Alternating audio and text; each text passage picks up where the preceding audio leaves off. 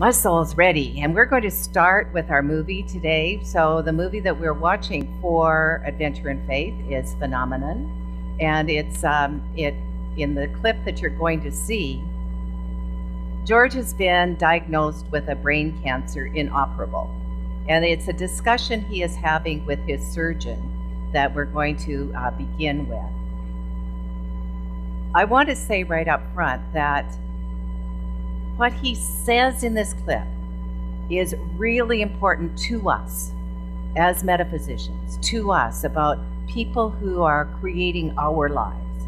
And it really has nothing to do with brain cancer. When I first saw this movie, I was so angry that they made this part of the plot, because I would really like it to have been simply that he was stimulated to have that greater awareness that we all can have. But I guess that was beyond believability, because they didn't write the story that way, even if I would have rather had it my way. So we're going to take a look at this and then go from there.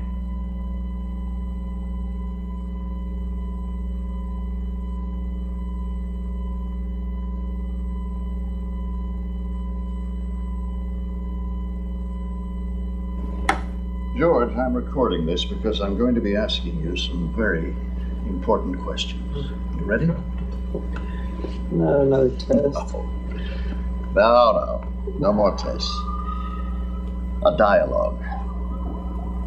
I'm going to ask for your permission for my team to perform open brain surgery. But I don't want you to answer until we've had our dialogue, all right? You said that this tumor was inoperable. I think the odds are very small, say 1 in 500, that we'd be able to remove enough of the tumor to even prolong your life. But what I want to explain is that this would not be a life-saving operation. This would be, call it an expedition.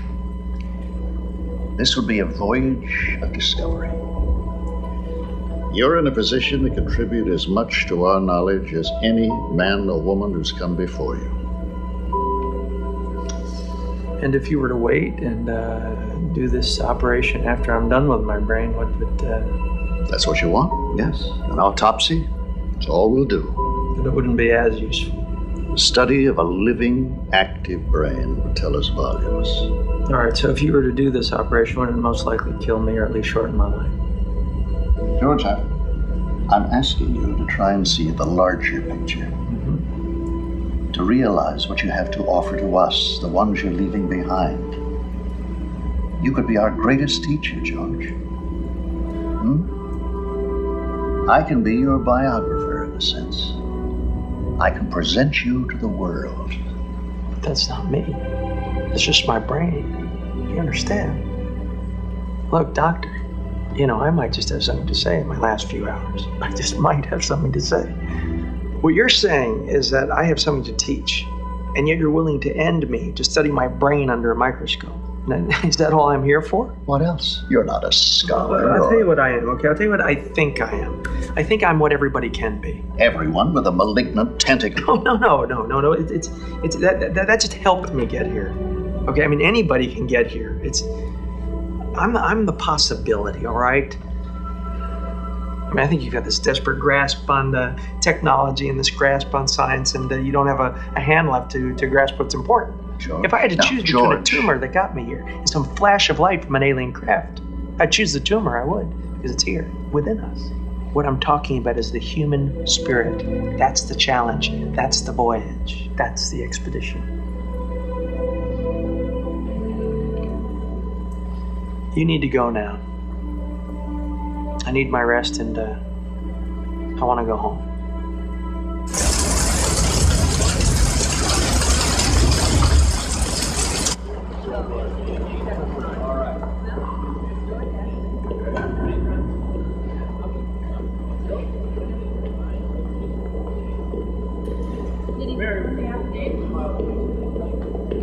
Hey. I tried to release my patient, and what's going on? It's done. What's done? Didn't feel George Malley was competent to make the decision. He's a surgical patient now. Well, what did you tell the judge? That you could save him? I might prolong his life, yes. Bullshit. If he were rational, he'd say yes. You know he would. Now I know why you guys wear masks.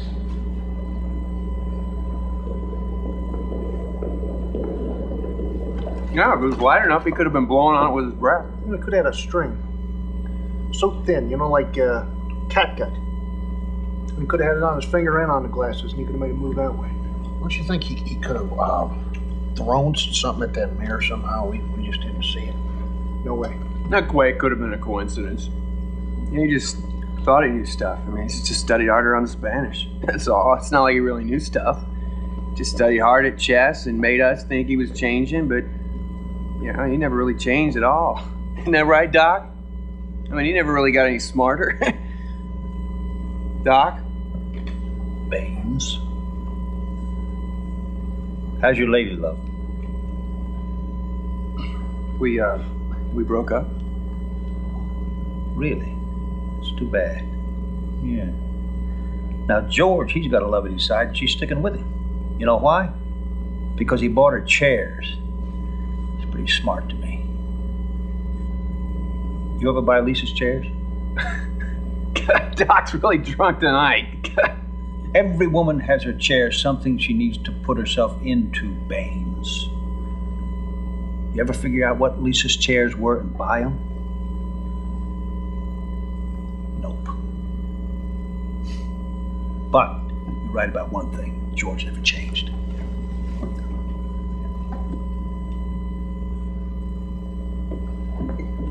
Doc's making no sense tonight.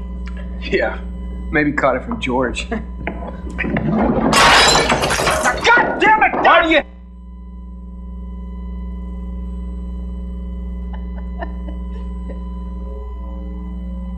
He says, why do you always have to bring him down? And what that human tendency is when we don't understand something to make it wrong or bad. But the things that I wanted, so today my talk is on the essence of love. And the whole dialogue with the surgeon is so important because there's, certainly for me, I really believe in altruism, that there's something that calls us that's greater than ourselves, and that would be to advance knowledge. And yet, the spirit within us always knows, and it is that thing that might have something to say. It is the reason that George said, no, I'm not going to have the surgery. You can do it after I'm dead. That's fine, learn whatever you can, but this is something all of us could do. And so the essence of love begins, I'm going to talk about three things. I'm going to talk about self-love, love of each other, and love of community, of like in a place like this. So first of all, George loved himself enough to say, no, you can't study my brain and kill me early so that you can have some knowledge that may or may not advance science. He had enough self-respect and self-acceptance to do so. To say that his life, not his brain, his life was important. And for us to truly love others, that's where we have to be able to start really having a deep love of self, a deep love of this being, the being that we are that is eternal, yes, and the manifestation of that being that is very human, There's a great myth that's all about self-love, and that's the myth of Narcissus, who turned into this beautiful flower as he was gazing at his reflection in this still pond. In Thomas More's book, Care of the Soul, Moore goes deeper into that myth and says, yes, when we look at it, self-love can be selfish. If we look at it as without just at the first glance, self-love means you can't love other people because you then become just so engrossed with your own reflection. But Thomas More takes it deeper and he says, first of all, if you look at the setting where Narcissus was, where he was gazing in the pool. It was in the middle of a forest, in the middle of nature, surrounded by beautiful trees and grassy area, green, that he could dream in it. Instantly, and he recognized it was himself. Now, here's the thing, still enough. We see beyond the reflection, we see beyond the appearance, we see something deeper than the outer image that we like to project to people. You see something that is eternal and beautiful, that is the presence of that the divine presence. That's what we start to see. Something that, so in the myth, when you read it more deeply, you see, he actually has self-knowledge when he recognizes, oh, it's me. And that's the place for us to start. And it's the place for us to start without making everything about our image or even our interior life wrong and bad. The place for us to start is just the way we are right now, warts and wonders, perceived flaws or not, so that absolutely everything we're saying, yes, that too is what I'm manifesting right now. That too is part of the I am that I am. That too is the greatness of God. The slip-ups,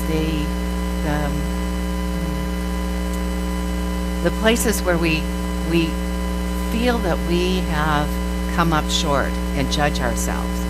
I was in Las Vegas this last weekend at a ministers' conference. It was at the Red Rock Casino and Resort, which is way west of Las Vegas, but it's a casino. And the convention floor was beautiful, smoke-free, but all of the restaurants were in the casino. So for those of us who are not used to that kind of environment, it was quite shocking.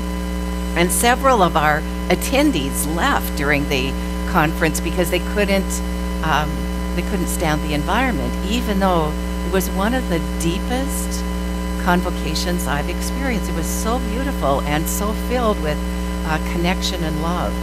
I was sitting with a woman that I met. She's the minister in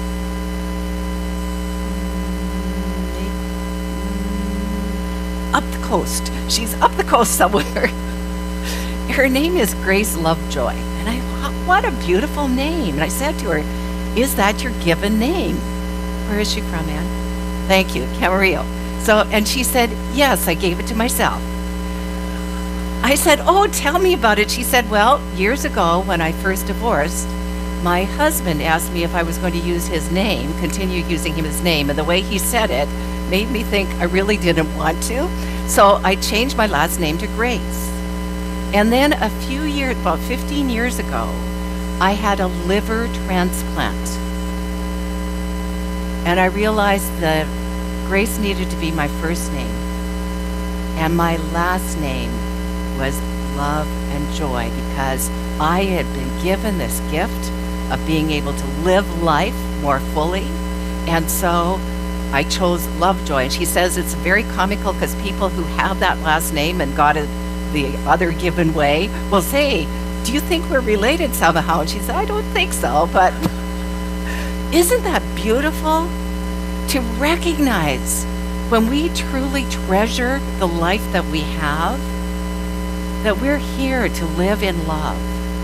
And when we live in love, it's a life of joy. And so Grace, Love, Joy. I think we could all take it as our middle names if we wanted to. Anyway, self-love first. Self-love first, which really means self-acceptance. I accept myself just the way I am. We went to, on Thursday night was our free night, and I went to the Cirque du Soleil, the Love one, the Beatles one, and Judy Powell is here. I've never been to Cirque du Soleil, and she and I had lunch together one time, and she said, "You have to go. You will just love it." I did. I loved every single thing about it. It was magical, and of course the music was out of this world great because it's all Beatles music, and it was love. So it ended with "All You Need Is Love." Dun, dun, dun, dun, dun. Well, I mean, it was just great, just great. The 3 friends that I went with couldn't get tickets for that at a price that was reasonable. I got mine through the concierge at a great price. They would have had to pay $80 more. So I drove my car downtown, parked at the Mirage, and then we took the monorail over to MGM Grand, where they saw Cirque du Soleil. Anyway, as we were doing this, we were just having such great fun as colleagues and getting to know one another better. And one of them made a mistake, and she started saying things like, what a goofus I am. And I thought, wow, no, you're not. It's so easy for us to go into self-blame when we make a mistake. And remember, I've told you this before, this is one of the best spiritual practices you have. Shrug your shoulders and say, I don't know and I don't care. I don't know and I don't care. Yeah, spiritual practice. I don't know and I don't care. See, the rest, we all make mistakes. What kind of life would it be if we just did everything perfectly? It would be maybe very elegant, but it'd be very boring. Very boring. So, first of all, love yourself, warts and wonders. Embrace the mistakes. Do not judge your mistakes. They're just your way of being in the world at that time. So, the second kind of love, of course, the intimate love of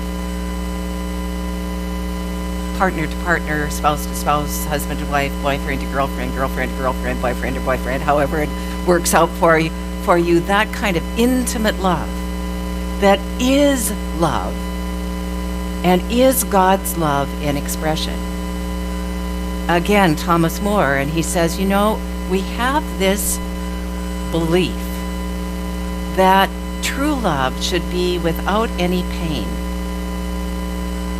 And it kind of reminds me of that Hindu myth of the guru who told the mother who was grieving the loss of her son, if you can find a household that hasn't experienced any grief, I'll bring him back. And of course she went to family to family to family, and they said, we'd so much like to support you. Oh, my heart has been broken too. My heart has been broken too. And Thomas More tells us, and I think it's so true, that part of love is messy. It's messy. There'll be pain. There'll be pain of loss at some time. There'll be ups and downs. It's messy. And it's worth it. And it's worth it. I was with my friends Otto and Deborah Bear. We were invited, Reverend Judy, Reverend Aline, and I, and their Las Vegas minister and his partner were invited to dinner on Friday night after our conference. So we went over to their home and had this wonderful, wonderful dinner. And she got a picture of Reverend Doug and I pulling on. I had Otto and he had Deborah, and we're pulling because, of course, we both want them to be part of our community. She said, I'll always be part of this community, this Center for Spiritual Living, Capistrano Valley, even if I'm going to another church. And I can still be a member there. Of course, it's against the rules. Dr. Ken explained that to her, and Reverend Doug said, I don't care if it's against the rules. You're still a member of both communities. Saturday morning, before I left to drive back home, we did spiritual practice together, Otto, Deborah, me, and a friend of theirs, Ellen. And part of that, they do this every morning, and what a wonderful thing, those of you who are in relationship, to have a partner to practice with every morning. So they read various spiritual books together, and they read them out loud and discuss them, and then pray together and meditate. It was beautiful. And they have a practice of asking a question, choosing an angel card, getting the answer from the angel card, which is just using your own connection with Source to plug in. And I got this beautiful card. This was a Monet, which is one of my favorite painters. And the question I asked myself was, what's next for me personally? And the answer was perfect. The answer was, whatever you want, claim it, write it down, and create it. It's like, I'll go figure. Whatever you want. Whatever you want. Claim it, write it down, and create it. And that's where I started to think, why have I not done that? Because many of you practitioners and students have heard me say, yeah, I'm ready now. I think I'm ready. I could stick my toe in. And I have not done so for the 13 years. And I realize because there's part of me that's simply afraid. It's the part that doesn't want to get hurt again or to hurt. And so, okay, I'm not going to have that. So, get ready, my soul. I'm diving in. Thank you, Daniel. He's going to follow up with I hope, with a song that he wrote that reminds me of his love connection with his wife. So we'll see if he does that or not. Not yet. I've got one last thing to talk about, and that is the love you experience in community. Joni talked about it a little bit when she said, when you are here, and oftentimes it's because when you're in service here. So when you're an usher, a greeter, working in hospitality, a practitioner, in service in class as a registrar, something like that, and you get an opportunity to give back, you connect with so many people. And what you're giving, no matter what it is you're doing, whether you're handing out a program or directing people to a seat, you're giving and receiving love. You're giving and receiving love. And how important it is to have, besides that intimate connection, to have community in which to give and receive love.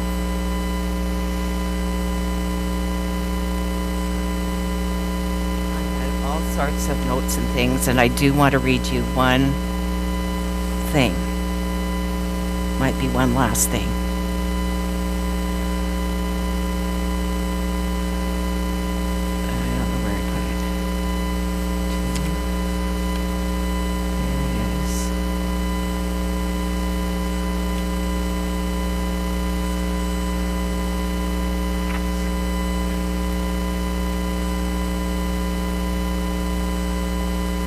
This is called Laughing at the Word Two by the poet Hafiz. Laughing at the word two, T-W-O. He says, that illuminated one who keeps sending the formless,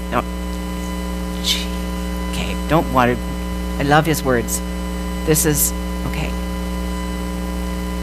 Laughing at the word two, only that illumined one who keeps seducing the formless into form. Only that illumined one who keeps seducing the formless into form had the charm to win my heart. Only a perfect one who is always laughing at the word two can make you know of love. Only the perfect one who is always laughing at the word two can make you know of love. That's Daniel Ladinsky, and it's from The Gift. So there it is, folks. When we love, there's only one of us here. It doesn't matter whether it's self-love, whether it's love of your partner, spouse, or beloved, or whether it's love of a group of people in a community. There's only one here. And the one is the presence of God. And God is good.